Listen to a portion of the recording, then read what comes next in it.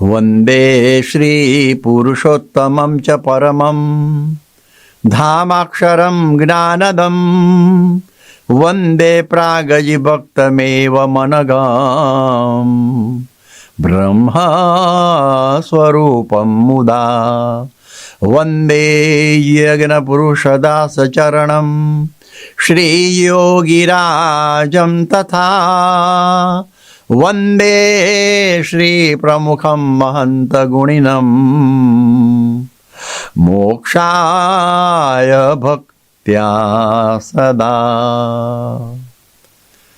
ભારતની સનાતની સંસ્કૃતિની અંદર ઉત્સવોનું અનેરું સ્થાન છે અને એ ઉત્સવોમાં જ્યારે દૂષણો ભળ્યા ત્યારે ભગવાન સ્વામિનારાયણે એ મેળા થઈ ગયેલા ઉત્સવોને સમયમાં રૂપાંતરિત કર્યા અને એ ઉત્સવો એમાં જે ચાતુર્માસની અંદર આવતા ઉત્સવો એ તો બહુ જ સુંદર ઉત્સવો છે બધા અને પ્રેરણાદાયક ઉત્સવો છે.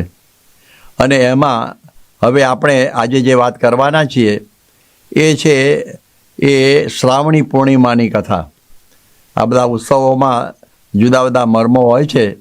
હવે એની આપણે બધી વાતો કરવાની છે કે જેમાં કંઈક ઇતિહાસ પણ છે અને જેમાં ભાઈ બહેનના સંબંધનો પણ એક મર્મ પણ રહેલો છે અને કથાઓ પણ રહેલી છે.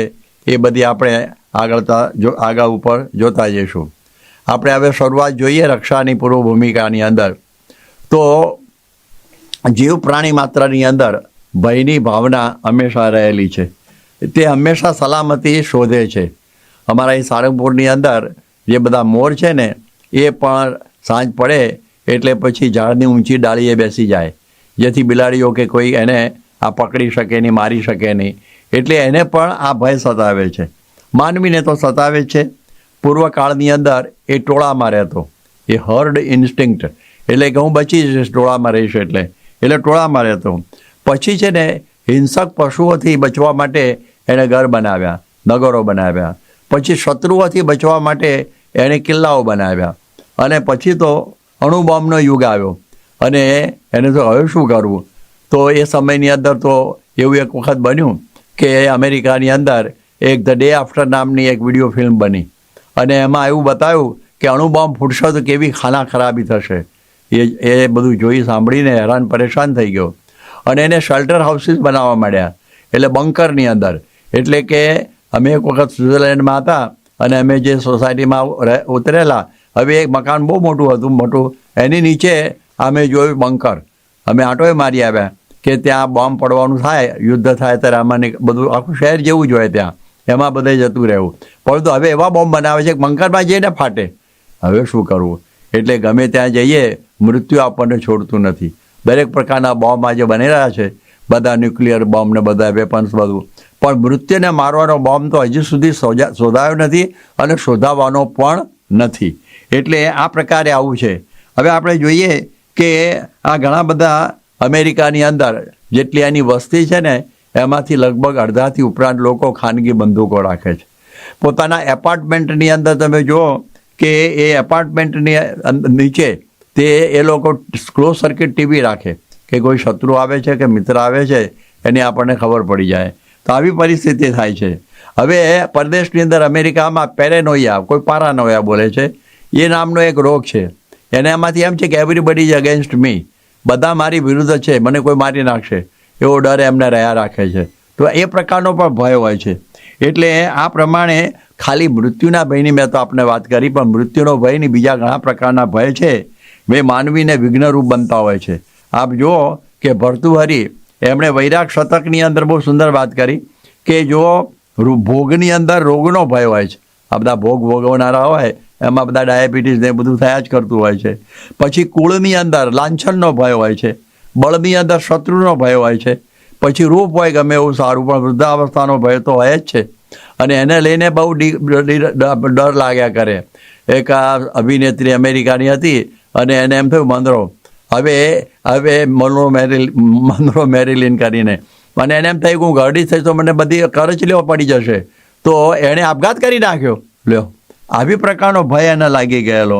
શાસ્ત્રોની અંદર વાદ વિવાદનો ભય હોય કે આપણે જીતીશું કે નહીં જીતીશું, એવું પ્રકારનું થાય.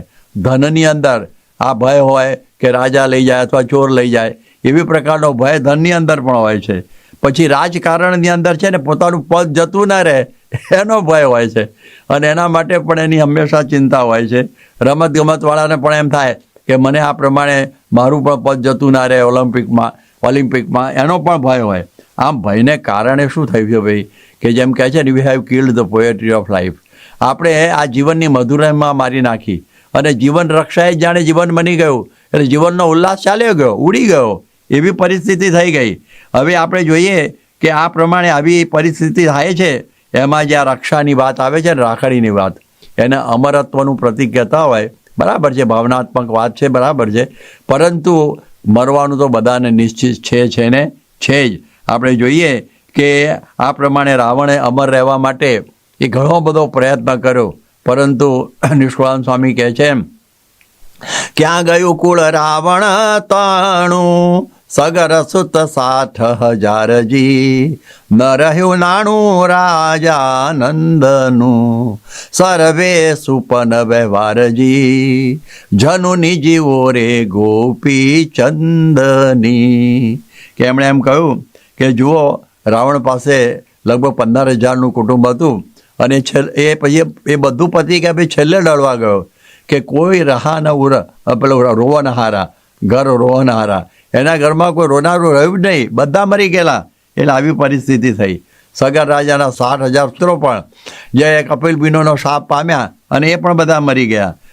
રાજા નંદનું નાણું કેટલું બધું હતું, અઢળક ફેબ્યુલસ વેલ્થ, એ પણ એ બધી ખલાસ થઈ ગઈ, અને એ પણ મરી ગઈ.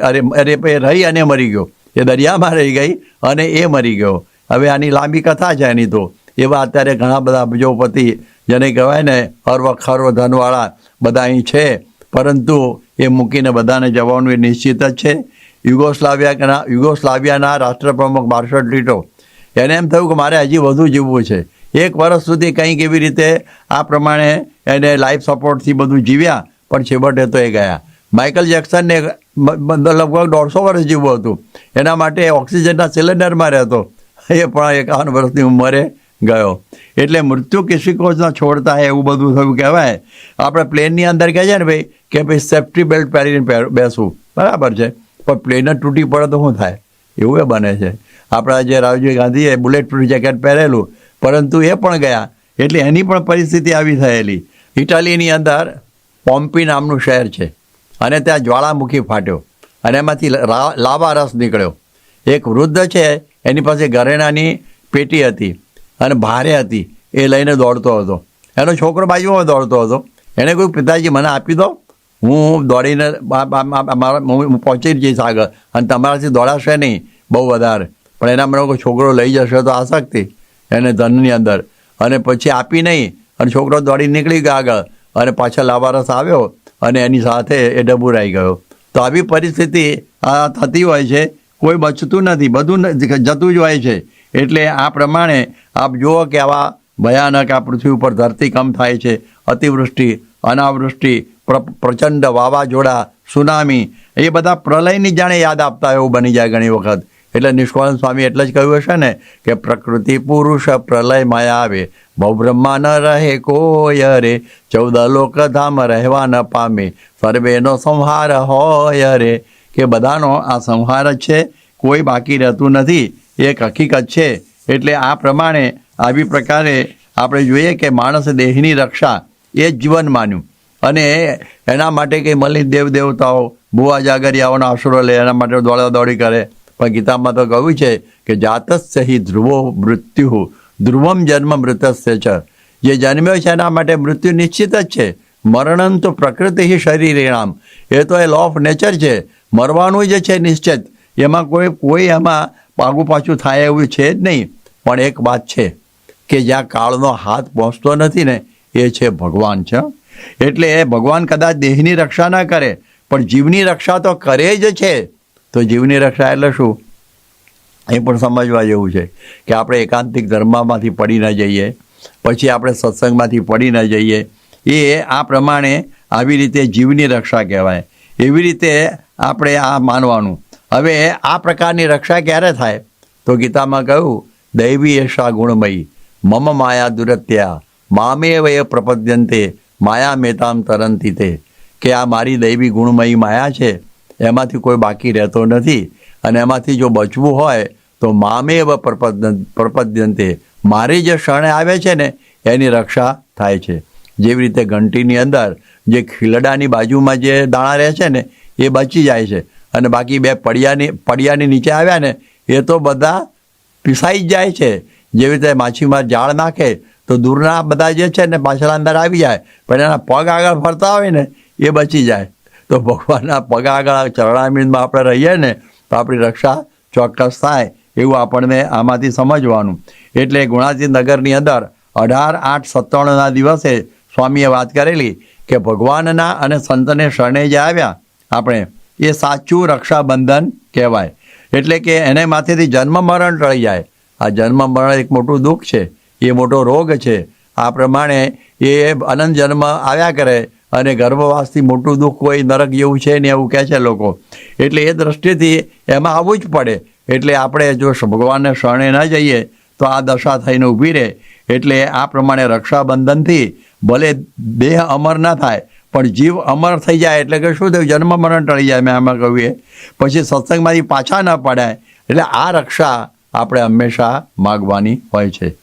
આમ તમે જો આત્માના રક્ષા કવચ સમો આ શ્રેષ્ઠ ઉપાય આપણને મહારાજે બતાવ્યો છે. એ કયો છે સાંભળો પાછો. એના માટે આપણે ભાગવત તરફ જઈએ તો ભાગવતમાં પરીક્ષિતને આ શાપ થયો કે 7 દિવસમાં તને લક્ષક નાગ કરડશે અને તારું મૃત્યુ થશે. ઋષિએ શાપ આપી દીધું ઋષિપુત્રે, અને એ સમયમાં એ તો એકદમ ગભરાઈ ગયો. અને કોણ જાણે એના પુણ્ય હશે કે એવા કે એ સમયે એને સુખદેવજીનો યોગ થઈ ગયો. અને સુખદેવજી એને ભાગવતની અંદર બધા આખ્યાનો આવે છે, ભાગવતની કથા એ સંભળાવી કે જેની અંદર આ બધા પ્રહલાદનું આખ્યાન, ગજેન્દ્ર મોક્ષનું આખ્યાન, પાંડવોના આખ્યાન, એ બધા આખ્યાનો એને બધા સાંભળ્યા.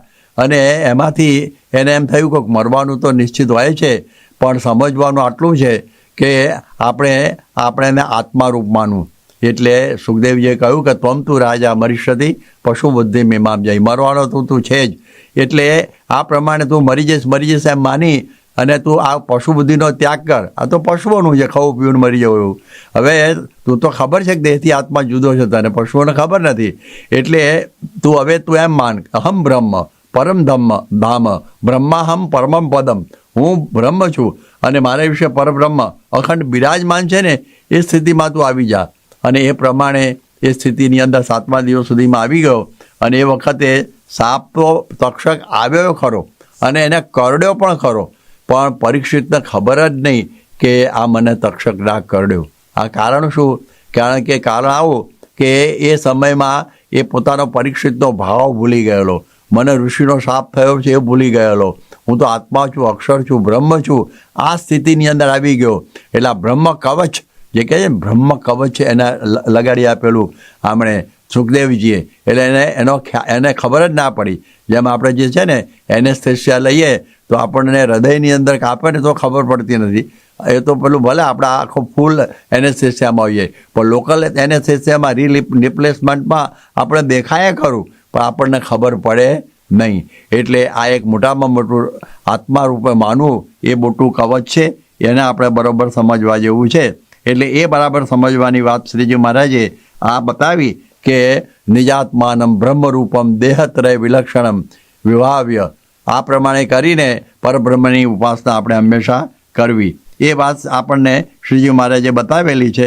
હવે જ્યારે આપણે રક્ષા માગવાની હોય, આ રક્ષાબંધનમાં રક્ષા માગવાની હોય તો કઈ રક્ષા માગવી? તો મહારાજે વચનામૃતમાં કહ્યું છે કે નાસ્તિક થકી રક્ષા માગવી. કારણ કે જે નાસ્તિકો છે ને એ ભગવાનને માનતા જ નથી. તો પછી ક્યાં બધું શાસ્ત્રોને માનતા નથી. એવી પ્રકારના નાસ્તિકો બધા હોય છે. હવે એવા નાસ્તિકોના સંગમ સાથે આવી ગયા હોય તો મુશ્કેલ થઈ જાય. એટલે નાસ્તિકો થકી રક્ષા માગવી. પછી કહે છે કૂડાપંથી કે જેની અંદર વ્યભિચાર મધ્યમાં બધું હોય. હવે એવી પ્રકારના લોકોથી પણ આ રક્ષા માગવી, એવા પંથથી.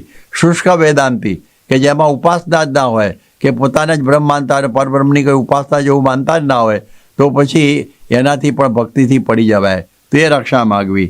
પછી શક્તિપંથી હોય બધા અમુક જે મલિન શક્તિઓની, શુભ શક્તિની વાત નથી આપણે, વાત કરતા રાધા ને લક્ષ્મી ને પાર્વતી ને સીતાની વાત નથી, પરંતુ ઉમાની કહે, પરંતુ જે અમુક મલિન શક્તિ હોય છે, હવે એની ઉપાસના કરતા હોય એમાં તો પછી એની આગળ બધા પશુ હિંસા થતી હોય, મદ્ય ધરાવાતું હોય, તો પછી એનો સંગ ના થઈ જાય એ પણ આપણે ખ્યાલ રાખવો. અને પછી કોઈ કુસંગથી રક્ષા માગવી એ તો બહુ જ ખરાબ, કારણ કે કુસંગ બહુ આપણને પાડી દે છે, આપણને ખરેખરો કુસંગ પાડી દે. તમે જુઓ કે કુસંગની અંદર જો બાહ્ય કુસંગ એ છે કે આપણને આપણી ખાણીપીણી બધી બદલાઈ નાખે, એવા બધાનો સંગ થયો હોય તો દારૂ પીતા થઈ જઈએ, માંસ ખાતા થઈ જઈએ, વ્યભિચાર કરતા થઈ જઈએ, એવી પ્રકારનું આવું બધું થવાનો સંભવ થાય. એટલે એના થકી આપણે આ કુસંગ ન લાગી જાય એની આપણે ખબર રાખવી. બીજું આપણે છે કે અંતરનો કુસંગ, જે અંદર રહેલા કામ, ક્રોધ, લોભ, મોહ, આશા, તૃષ્ણા, ઈર્ષા, અહંકાર, એ બધા આપણી સાથે સાથે જ છે, તો એનાથી પણ રક્ષા માગવી. પછી કે છે સત્સંગનો કુસંગ. દાખલા તરીકે વસ્તા ખાચર મહારાજના દર્શન કરવા આવેલા અને જીવા ખાચર અને બુઢા દાદલ કે હવે તમે અહીંયા જ દાદાને ત્યાં ઉતરો છો, આજની રાત તમારે ત્યાં ઉતરો. મારે કંઈ ભલે રહેતા ના કે અમારે લાભ લેવો છે એમનો, કે પછી કે સારું તારે કે મહારાજ હું જઈ આવું. મહારાજ કે ભલે. અને ત્યાં આખી રાત જે મહારાજના અભાવની વાતો કરી એમણે, તો વસ્તો ખાચર સીધા જ ત્યાંથી કાર્યાણી જતા રહે, મહારાજને મળવા જ ના આવ્યા. પણ દૈવી જીવ હતા એટલે મહારાજે બચાવી લીધા, રક્ષા કરી લીધી, ત્યાં જઈને સમજાવ્યા બધું. અને આ બધી તો લાંબી વાત છે, કારણ કે બધા જીવા ખાચરને બધું સમજાયેલી કે જો આ તો આપણા જ પૈસાને આપણું જ બધું, જે બોલાય સહજાનંદની, અને આ પ્રમાણે આપણા બધા ગામ ગરાસ લઈ લેવાનું જ બધું એમની પેરવી છે. ત્યારે મહારાજે એમને કહ્યું વસ્તા ખાચરને તો અમને તો ₹1,00,000 ઉપરનો મઠ મળતો હતો, કુશળ કુંવરબાઈએ તો એમનું 500 ગામનું ફર્સ્ટ ક્લાસ સ્ટેટ કહેવાય આપતા હતા. અમે એના માટે નથી આવ્યા, અમે તો અક્ષરધામના અનંત કોટી બ્રહ્માંડો, હવે અમારા જે અક્ષરના ઉમાડે ઉડતા ફરે એના અમે અધિપતિ છીએ, અમે આ શું તમારું કંઈ લેવા આવ્યા છીએ, અને પરત પાછા વળી ગયા. એટલે કુસંગ થકી રક્ષા આપણે માગવાની. પછી મોટામાં મોટું એ કે આપણને એવા મળી જાય કે આપણને આ પ્રમુખ સ્વામી, મહંત સ્વામી જેવામાં મનુષ્ય ભાવ બતાડી દે, તો એ મનુષ્ય ભાવથી પણ એવા કુસંગથી પણ રક્ષા માગવી, કારણ કે એવાનો યોગ થઈ જાય ને ત્યારે આપણને આવા પ્રસંગો બની જ જાય, મનુષ્ય ભાવ આજા જીવા ખાચર જેવા. તો એવી પરિસ્થિતિ થવાનો પ્રસંગ ઊભો થઈ જાય એટલે પછી બીજું થાય કે ભાઈ અપમાન આવે અને તો એ સત્સંગમાંથી પડી જઈએ. એવા એ દાખલા બન્યા છે, પૂર્ણાનંદ બન્યા છે, કીડી સખી અને કેટલા અલૈયા ખાચર બધાના દાખલા બન્યા છે આપણા સત્સંગની અંદર. તો એ અપમાનમાં પણ આપણે બરોબર સ્થિર રહી શકીએ એ માગવાનું, એવું બખ્તર. એટલે આ બધું માગવાનું. વળી પાછું આપણે અંતેના 39માં પ્રમાણે તો બહુ સારું માગવાનું એ છે કે આપણે અહંતા અને મમતા થકી પણ રક્ષા માગવી. અને જેને અહંતા અને મમતા ન હોય, આવી રીતની માયા, એવા જે સત્પુરુષનો સંગ માગવો, તો જેથી આપણને પણ માયા પાર કરી દે, એટલે એ માગવાનું અંતેનું 39મું વચનામૃત. બીજું આપણે મહારાજે કહ્યું કે જેમ પ્રહલાદ એને જ્યારે એની ઉપર જ્યારે નરસિંહજી પ્રસન્ન થઈ ગયા અને માગ હું આપું, એટલે કે તું ના માગે તો પણ હું તને ત્રિલોકનું રાજ્ય આપી દઉં, ભલે તું વચલો દીકરો છે તો પણ. અરે મારા એ કે તો મારા પિતાજી મને આપવાના હતો, હું વચલો દીકરો હતો તો પણ. એટલે મારે આ બધું કશું જોઈતું નથી, આ મારે ત્રિલોકનું રાજ્ય જોઈતું નથી અને બીજું કશું જોઈતું નથી. નરહરી ચંચલ હૈ મતિ મેરી, મેં ભક્તિ કરું કેસે તેરી, કે મારી મતિ છે ને બહુ ચંચળ છે, એટલે ઇન્દ્રિયોના ગણ થકી તમે મારી રક્ષા કરજો. આ દેહને થી રક્ષા કરી એને હું રક્ષા માનતો જ નથી, તો દેહ પડવાનો છે ગમે ત્યારે. અત્યારે ક્યાં છે પ્રહલાદ? એટલે ઇન્દ્રિયોના ગણ થકી મારી રક્ષા કરજો. તો આ રક્ષા આપણે માગવાની છે, એ આપણે સમજવાની. હવે તમે જુઓ કે આ પ્રમાણે કે આ રીતે રક્ષા માગી હોય તો આપણને કોઈ દિવસે તકલીફ ઊભી ન થાય. ત્યારે આપણી આ રક્ષા કરવા માટે પ્રમુખ સ્વામી રાત દિવસ વિચરણ કરે છે, દેશની અંદર અને વિદેશની અંદર. કે વિદેશની અંદર તો ખાસ એવું હોય છે કે આપણી જો ભાષા ભૂલી જઈએ તો પણ આપણી સંસ્કૃતિ જતી રહે, કારણ કે સંસ્કૃતિ ભાષાના આધારે હોય છે. એટલા માટે એના માટે પણ સ્વામી બહુ આગ્રહ રાખીને ગુજરાતી શાળાઓ અને માતૃભાષાની એ બધી વાતો બધી જગ્યાએ કરે છે. બીજું છે કે આપણું જે ભૂષા કહેતા આપણો પહેરવેશ એ પણ આપણે બરાબર વ્યવસ્થિત હોવો જોઈએ, અને એ જો ના હોય તો પછી અર્ધનગ્ન જેવું લાગે, એવું ના બને. એટલા માટે પણ આ પ્રમાણે સ્વામી કહે છે કે આ આપણો પહેરવાનો પહેરવેશ એ પણ બરાબર આપણા ધર્મશાસ્ત્રો પ્રમાણે હોવી જોઈએ કે યસ્મિન પરિહિતે શુભ દ્રષ્ટાંગાની જાતમન તત્ દુષ્યમ વસનમ નૈવ ધાર્ય મદાશ્રિતૈ, આવા ખરાબ વસ્ત્રો કોઈએ પહેરવા નહીં. પછી કહે છે ભોજન, કે આપણે આજે માંસાહારી થઈ છે પરદેશમાં અને દેશમાં થાય છે, તો એનાથી પણ સ્વામી રક્ષા કરવાની વાત કરે છે, પ્રતિજ્ઞાઓ લેવડાવે છે. અને ભજન, કે તો આપણો ધર્મ ના ભૂલી જઈએ, કોઈ વિધર્મમાં જતા રહીએ અથવા પછી આ બધા બીજા ત્રીજા આગા પાછા થઈ જઈએ, એટલે એની રક્ષા એ સ્વામીએ ખરેખર 17,000 ગામડા અને હરીલા ઘરોમાં ફરીને કરી છે. મહંત સ્વામી પણ એનું એ જ કાર્ય અત્યારે કરી રહેલા છે, જેને આપણે જોઈએ છે. હવે એ શ્રાવણી પૂર્ણિમાને સમગ્ર જે ભારત વર્ષ છે ને, એ રક્ષાબંધન નામના પવિત્ર પર્વ તરીકે આ ઉજવે છે. હવે એની કથાઓ પણ છે. હવે એની એક કથા ભવિષ્ય પુરાણની અંદર પણ આવી રીતની આવે છે કે દેવ અને દાનવ, હવે એમનું સદાનું યુદ્ધ જ રહેતું, અને એમનો એક વખત મહાસંગ્રામ ચાલ્યો, અને લગભગ 12 વર્ષ સુધી એ સંગ્રામ ચાલ્યો, અને દાનવોએ ઇન્દ્ર સહિત દેવોને બધાને જીતી લીધા. આવી પરિસ્થિતિ ઊભી થઈ ગઈ. એટલે હવે એ વખતે ઇન્દ્રાણીએ પોતાના જે પતિ ઇન્દ્ર એને રક્ષાબંધનના પર્વનો મહિમા સમજાવી કે લક્ષ્મીજીએ આ પ્રમાણે બાંધેલી આ રાખડી, એ પ્રમાણે આ રીતે એની રક્ષા બધી સમજાવી, અને પછી એને રાખડી બાંધી, અને એ રાખડી બાંધી એટલે દાનવોને પરાજિત કરી દીધા, અને પછી આ પ્રમાણે ફરીથી શ્રેષ્ઠ દેવ તરીકે લોકો આગળ આવી ગયા. એટલે એ પ્રકારેનું થયું. મહાભારતની અંદર પણ કથા છે કે કુંતાજીએ અર્જુનના પુત્ર જે અભિમન્યુને અમર રાખડી બાંધેલી. હવે આપણે બાંધીએ જાણીએ છીએ કે બાંધી છતાં એ તો મરી તો ગયેલો જ, પરંતુ એની કીર્તિ આ દુનિયામાં પ્રસરી ગઈ. ઘણા વખતે ઘણા જીવતા હોય તો એ મુવા જેવા હોય છે, જીવતા હોય તો એ મુવા હિટલર ઇત્યાદિ, અને ઘણા મર્યા પછી પણ જીવતા હોય છે, મર્યા પછી પણ જીવતા હોય કે જેને બધા યાદ હંમેશા કરે. કે દાખલા તરીકે નરસિંહ મહેતા કે મીરાબાઈ હોય, 500 પરમહંસ હોય, ને આપણી પૂરા પરંપરા અત્યારે નથી પણ બધાના હૃદયમાં જીવે છે. તો એ પ્રકારની રક્ષા આપણે સમજવાની. હવે આપણે જોઈએ કે ભાગવતમાં બલિરાજાની વાતો 8મા સ્કંદની અંદર આવે છે કે આ જ્યારે બલિ 100 યુદ્ધ યજ્ઞ કરે તો ઇન્દ્ર બને એવી ભાવનાથી 99 યજ્ઞ પૂરા કરીને 100મો યજ્ઞ ભરૂચ કરતા ભૃગુ કચ્છની અંદર કરતો હતો. અને એ વખતે દેવોની વિનંતીથી ભગવાને વામન સ્વરૂપ ધારણ કર્યું, અને વામન રૂપે જન્મ્યા, અને પછી આના યજ્ઞમાં આવ્યા, અને બહુ રાજી થયા બલિરાજા કે મારા યજ્ઞની અંદર આ પ્રમાણે બ્રાહ્મણ બટુ આવ્યા. પણ શુક્રાચાર્ય હોશિયાર હતા, એ સમજી ગયા કે આ કંઈક જુદું લાગે છે આ તત્વ, અને એ સમયમાં એણે કહ્યું કે તમે જે માગો એ હું આપું, કારણ કે તમારે કંઈક શું કહેવાય ઉંમર થઈ જાય તો કોઈ સારી કન્યા હોય તો હું કન્યાદાન કરું, ધન જોઈતું હોય તો ધન આપું, કંઈ બીજું ત્રીજું હોય તો બધું આપું. ત્યારે એમણે કોઈ ના, મારે તો મારા પગલાં 3 પગલાં પૃથ્વી જ જોઈએ. સમજી ગયો શુક્રાચાર્ય કે આ વામન નથી, વિરાટ છે, કહલા એ આ બોળવા જેવું નથી, એ કંઈ ગમે તેમ, પણ મેં વચન આપ્યું છે એટલે હું પાળીશ. ભગવાન હોય તો પછી મારા કેવા ભાગ્ય કે મારો હાથ ઉપર ને એમનો નીચે, અને જો શત્રુ હશે તો લડી લઈશું.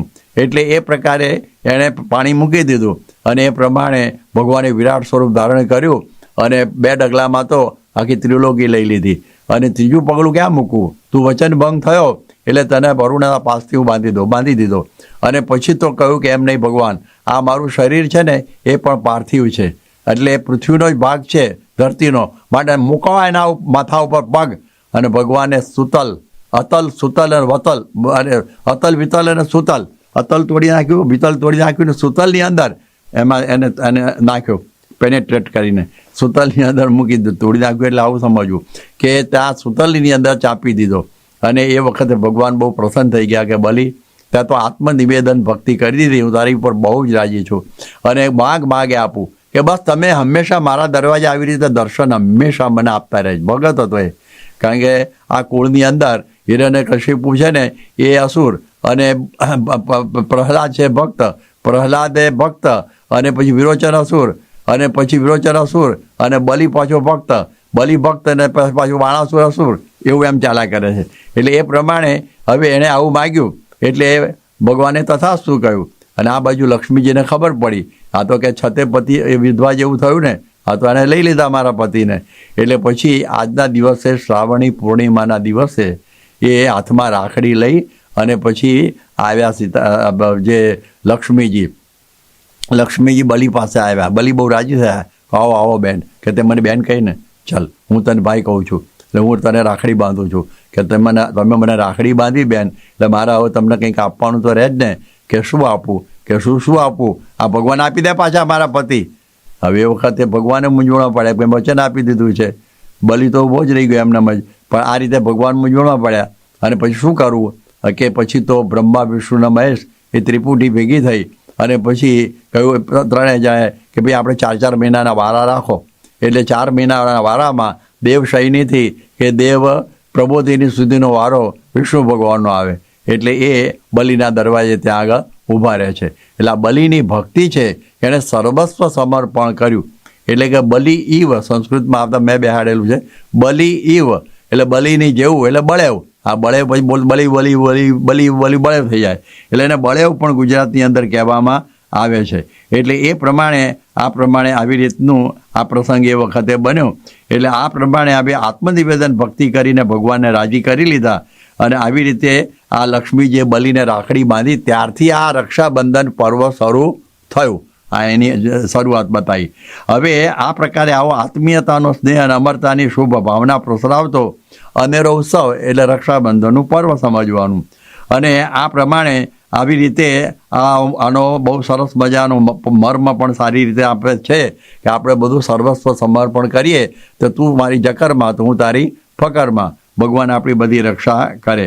હવે આમાં તમે જુઓ કે ભાઈ બનાવીને આપણે રાખડી બાંધી એટલે સ્વાર્થ પીડિત સંસારની અંદર નિસ્વાર્થ સંબંધોની અદ્ભુત ઘટના ભાઈ બહેન વચ્ચેની છે, જેને ભ્રાતૃ ભગીની ભાવ કહેવામાં આવે છે. એ ભાઈ બહેનનો ભાવ. અને આપણા મનુ ભગવાન કહે છે કે યત્ર નાર્યસ્તુ પૂજ્યંતે રમંતે તત્ર દેવતા. જ્યાં નારીઓની પૂજા થાય છે ત્યાં દેવતાઓ રમે છે. એટલે નારીનો આદર, એની ઉપર આ વાત થઈ. એટલે આ પ્રમાણે નારીને આદર કરવો એટલે સમાજના ચારિત્ર્યની નક્કરતા, એટલે ભોગ દ્રષ્ટિ ફેરવીને સ્ત્રીને સંયમની દ્રષ્ટિ જોવાનો આ કંઈક આની પાછળ, આ રક્ષાબંધન પાછળ મર્મ છુપાયેલો છે. મારા ખ્યાલથી રાજસ્થાનના મેના ગુર્જરીની વાત છે. મેના ગુર્જરી છે ને, એ બહુ સ્વરૂપવતી હતી અને એક મુસ્લિમ બાદશાહની એની ઉપર દ્રષ્ટિ પડી અને ઉઠાવવાની ગુસ્તાખી એ કરવા જતો હતો. ત્યારે મેના બોલેલી કે મુને ન જાણીશ એકલી, મારા ગુર્જર ચઢે 9 લાખ. એટલે કે છે તું મને એકલી નહીં જાણતો, મારી પાછળ મારા આ જે સાથે મારી સાથે 9 લાખ ગુર્જરો આ મારી સાથે છે. આવી વાત કરી. પછી બાદશાહ તો ગભરાઈ ગયો અને ચાલ્યો ગયો. પણ આવી પ્રકારની હિંમતથી એણે વાત કરી. તો અહીંયા આગળ આપણે જરા જાણીએ કે ઘણી જગ્યાએ કોલેજોમાં, સ્કૂલોમાં, રસ્તાઓમાં જ્યારે સ્ત્રીઓની છેડતી થતી હોય ત્યારે એ વખતે આપણા જે ભારત વર્ષના જે બધા જે કહેવાય ને યુવાનોએ આમ જેમ મેના બોલીને એવો વિશ્વાસ એ એમણે આપવો જોઈએ કે બેન તું એકલી નથી, અમે બધા તારી સાથે છીએ, કોણ તારી સામે આંગળી ચીંધી શકે એમ છે. તો આ પ્રકારે આપણને આમાંથી, આ કથામાંથી આ સાર આપણને જાણવા મળે છે. હવે તમે જુઓ કે પોતાની બહેનને અનિષ્ટ તત્વોથી રક્ષણનું છત્ર આપવાની જે બાહેંધરી આપનારો જે ભાઈ છે ને, એ આ રક્ષા રૂપે શુભેચ્છાઓ મેળવે છે. અને બહેન પણ ભાઈના લલાટ ઉપર કંકુ અને ચોખા ચોળતી વખતે આ ભાઈની સુખાકારી માટે અને નિર્મળ બુદ્ધિ માટે એ પ્રાર્થના કરે છે. આપણે બધો એ ખ્યાલ હશે કે પહેલાંના સમયમાં જે મુસ્લિમોની બેગમોને આ જે હિન્દુઓના જે સૈન્ય પકડીને પોતાના રાજા પાસે લઈ જતું, ત્યારે રાજાઓ બહુ આમાં પેલા શું કહેવાય ઉદાસ થઈ જતા અને પેલાને એકદમ ધમકાવતા અને મારી નાખવાની પણ ધમકી આપતા કે આ તો આપણી બહેન કહેવાય, આ ધર્મની બહેન કહેવાય. એટલા માટે આપણે રાણી બનાવાય નહીં, એના આદર થકી માન સહિત જ્યાંથી લાવ્યા છો ત્યાં પાછી આપી આવો. જો આપણી આ સંસ્કૃતિની આ એક સરસ વાત છે, આપણને આ જાણવા મળે છે. એટલે આ પ્રમાણે પૂર્વે પોતાના અને અન્યના દુષ્ટોથી રક્ષા થાય સ્ત્રી પતિને આ રાખડી બાંધતી, પણ અત્યારે હવે બહેનો પોતાના ભાઈને અને બહેનો પણ પોતાની અન્ય વિકૃત તત્વોથી શીલ રક્ષા થાય માટે ભાઈને રાખડી બાંધે છે. એટલે હવે બ્રાહ્મણો પણ આ જ્યારે બાંધતી વખતે બોલે છે કે એન બધો બલિ રાજા દાનવેન્દ્રો મહાબલ તેન ત્વામ અહમ વદામિ રક્ષે માચલ માચલ. એનો અર્થ એ થયો કે દાનવરાજ મહાબળવાન બલિરાજા જેનાથી બંધાયેલા એટલે રક્ષાયેલા છે, તે રાખડી હું તને યજમાનને બાંધું છું, આ બ્રાહ્મણ કહે છે. માટે એ રાખડી તું આ વ્યક્તિની રક્ષામાંથી ચલિત થતી નહીં, એવી રીતે બોલે છે. યોગી બાપા પણ કહેતા કે બ્રાહ્મણો જ્યારે ખેતરોમાં જતા હોય અને પેલાને બાકડી બાંધવા માટે, ત્યારે પછી આવું માગે, રક્ષે રક્ષે રાખડી અને 2 ડોડા અને કાકડી કે 2 ડોડા આપી દે અને કાકડી આપી દે અને તારી રક્ષા થશે, એવું બ્રાહ્મણો બોલે, એવી યોગી બાપા વાત કરતા. હવે તમે જુઓ કે શ્રીજી મહારાજના સમયમાં પણ આ રાખડીની વાત ચાલુ હતી અને એ વખતે શ્રીજી મહારાજને ઘણા પ્રેમી ભક્તો રાખડી બાંધતા હતા.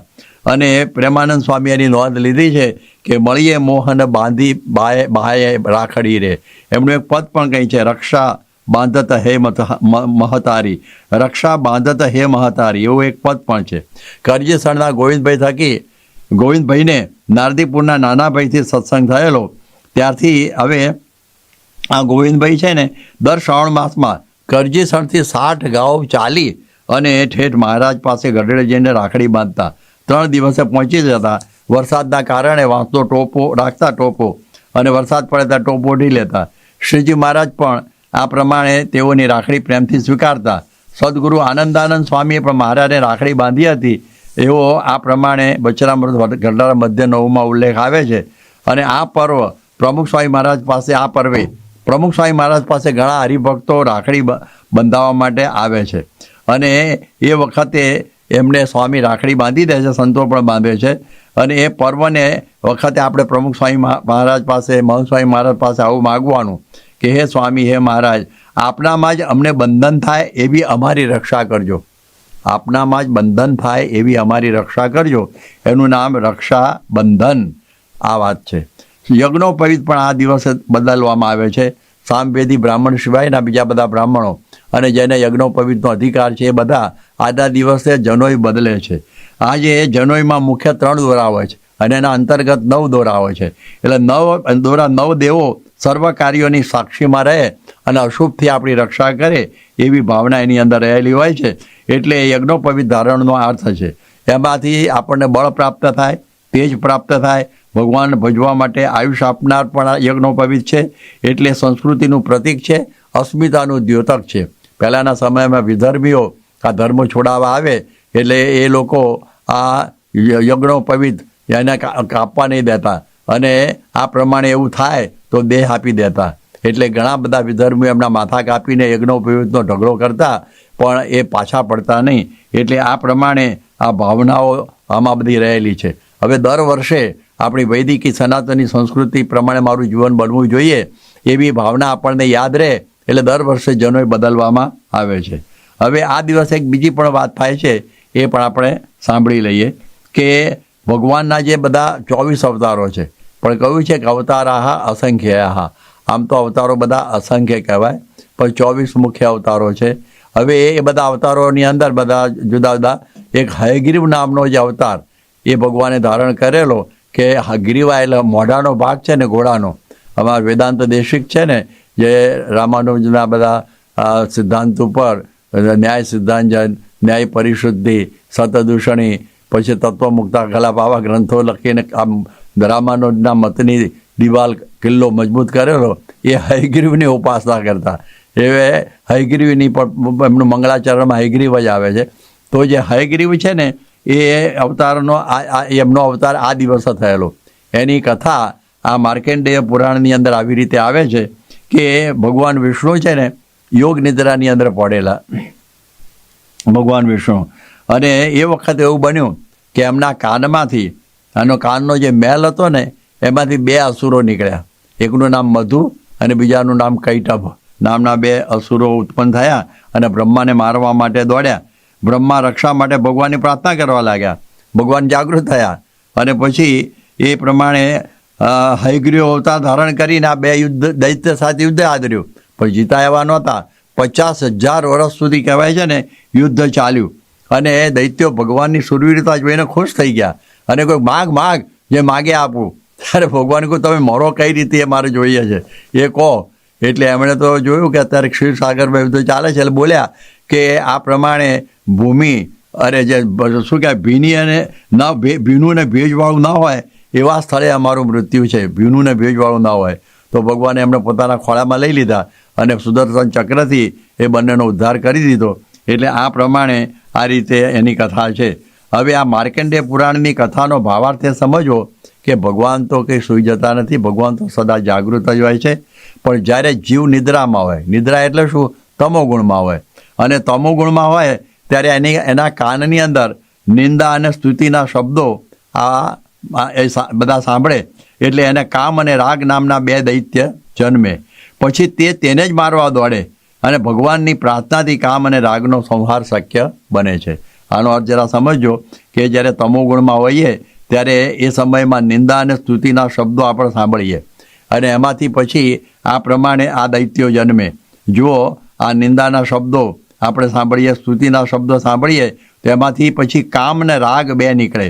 આપણે સ્તુતિ સાંભળીએ, બીજું કરીએ તો એમાંથી કામ થાય અને એ જ આપણને મારવા દોડે. જેમ રાવણની અંદર કામ હતો, એ કામ જ એને મારવા માટે દોડેલો ને, અને એમાં મરેલો એ ખરો કામથી. અને જ્યારે આપણે સ્તુતિને બધું સારું થાય કંઈક તો રાગ થાય એમાંથી, અને રાગમાંથી તો આખી દુનિયા પડેલી જ છે. રંગ રાગની અંદર તો આખી દુનિયા, એટલે એમાંથી એ પડે. એટલે કામમાંથી પણ પડાય, રાગમાંથી પડાય. મૂળ છે નિંદા અને સ્તુતિ.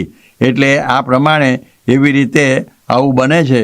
એટલા માટે આપણે ભગવાનને પ્રાર્થના કરવી કે આપણામાંથી કામ અને રાગનો નાશ કરે અને આપણી રક્ષા કરે. આ વાત આવી. હવે જે છેલ્લી વાત છે એ આ દિવસને નાળિયેરી પૂનમ કહે છે. નાળિયેરી પૂનમ, આમ તો એમ કહેવાય છે કે માછીમારો અને પોતાની રક્ષા માટે દરિયાદેવને પ્રસન્ન કરવા માટે આ દિવસે નાળિયેરથી દરિયાનું પૂજન એ કરે છે. આપણે જોઈએ છીએ કે આ બધા દરિયામાં જ રહેનારા હોય છે. દરિયામાં તો તોફાનો પણ આવતા હોય, સુનામી પણ થતું હોય, વાવાઝોડા આવતા હોય, મોટા મોટા મોજાએ આવતા હોય, અને ઘણી સ્ટીમરો ઉછલી જતી હોય છે. ટાઇટેનિક જેવી પણ પહેલી સફરમાં ઉડી ગયેલી. એટલે એ પ્રમાણે હવે આ બધું દરિયામાં જોખમ જ હોય છે. એટલે એ પ્રમાણે વેપારીઓ કરોડો રૂપિયાનો માલ લઈ જતા હોય, બધા ઉથલી જતા હોય છે. વાણો નાવિકો બધા હોય, માછીમારો, એમની બધી હોડીઓ પણ આવી ગઈ પાછી થઈ જતી હોય છે. એટલે આ પ્રમાણે આ બધા આ દિવસે પૂજન કરે છે દરિયાદેવને. દરિયાલાલની મૂર્તિ પણ અમુક કોમો આ પ્રમાણે માને છે અને એની મૂર્તિઓ પણ પધરાવાય છે દરિયાદેવની. મગર ઉપર કંઈક એમનું આસન હોય છે, એવું કંઈક હોય છે. તો આ પ્રમાણે આ દરિયાદેવની પૂજા ચાલે છે. એટલે વેપારીઓ, નાવિકો બધા પૂજન કરે છે. અને દરિયો તો સ્થિતપ્રજ્ઞ છે. સ્થિતપ્રજ્ઞના પ્રતિક સમો 999 નદીઓ આવે છે. આપૂર્ય માણસ કહે છે ને, અચલ પ્રતિષ્ઠા. આ બધી આટલી બધી નદીઓ આવે તો પણ દરિયો ઉભરાતો નથી.